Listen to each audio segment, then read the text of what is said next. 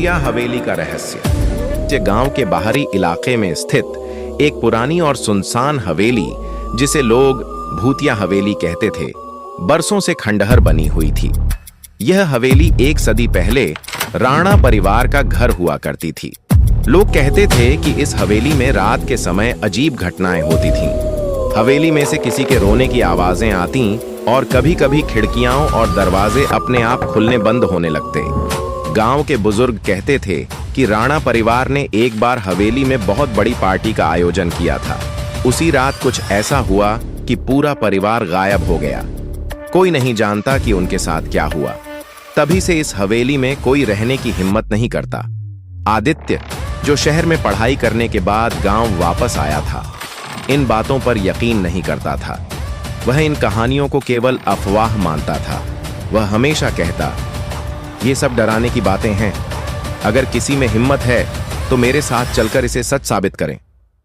दोस्तों के बीच चैलेंज। एक दिन आदित्य ने अपने दोस्तों को चैलेंज दिया, मैं इस हवेली में पूरी रात बिता सकता हूं। ये सब कहानियां फालतू हैं। दोस्तों ने उसे उकसाया, ठीक है, अगर तुम ऐसा करोगे तो हम तुम्हें मान लेंगे, लेकिन अगर तुम डर गए तो हमें माफी मांगनी होगी। आदित्य ने हंसते हुए कहा, देख लेना, मैं साबित कर दूंगा कि यह सब झूठ है। अगले दिन आदित्य ने अपना कैमरा, एक टॉर्च और एक नोटबुक ली और रात को हवेली की तरफ चल पड़ा। हवेली के अंदर का डरावना माहौल। जैसे ही आदित्य हवेली पहुंचा, उसने देखा कि हवेली की खिड़कियां टूटी हुई थीं और दीवारों पर काई जमी हुई थी। रात की खामोशी में हवेली और भी भयानक लग रही थी। हवेली का दरवाजा खुला हुआ था, लेकिन अजीब बात यह थी कि दरवाजा हल्के हल्के हिल रहा था, जैसे कोई अदृश्य ताकत उसे छू रही हो। आदित्य ने खुद से कहा, डरने की जरूरत नहीं है, यह सब हवा के कारण हो रहा है।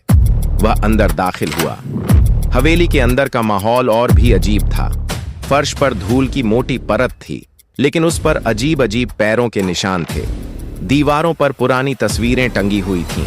इन तस्वीरों में राणा परिवार के सदस्य थे।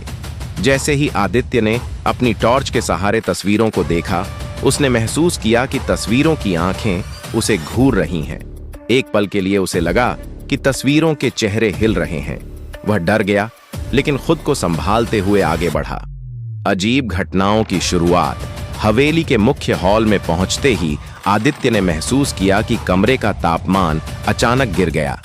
उसने अपने कैमरे से सब कुछ रिकॉर्ड करना शुरू किया। तभी उसे ऊपर की मंजिल से किसी के हंसने की आवाज सुनाई दी। यह आवाज इतनी डरावनी थी कि आदित्य के रोंगटे खड़े हो गए। आदित्य ने आवाज का पीछा करने का फैसला किया। वह सीढ़ियों की ओर बढ़ा। जैसे ही उसने सीढ़ियों पर कदम रखा, उसे ऐसा लगा जैसे कोई अदृश्य शक्ति उसे पीछे खींचने की कोशिश कर रही हो। लेकिन आदित्य ने हिम्मत नहीं हारी।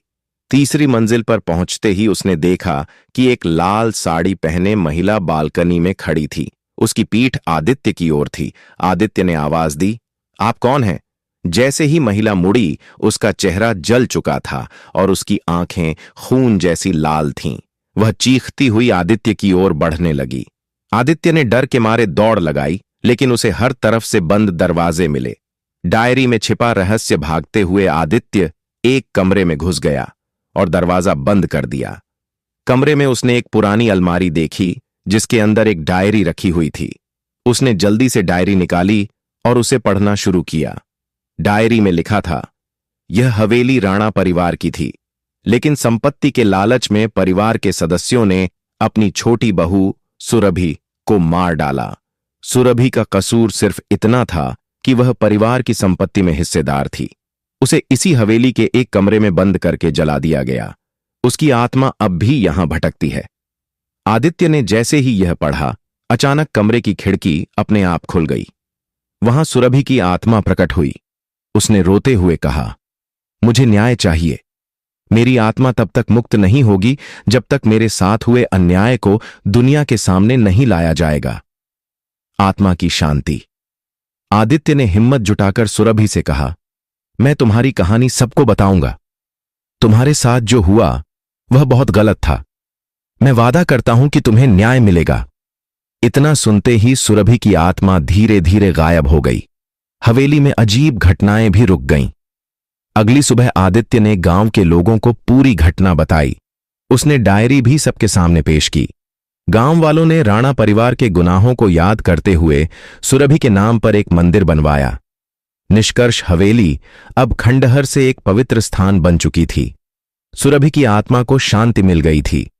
यह कहानी हमें यह सिखाती है कि सच्चाई को कभी दबाना नहीं चाहिए, और यह भी कि कभी-कभी डर के पीछे एक गहरी सच्चाई छिपी होती है जिसे समझने और सुलझाने की जरूरत होती है।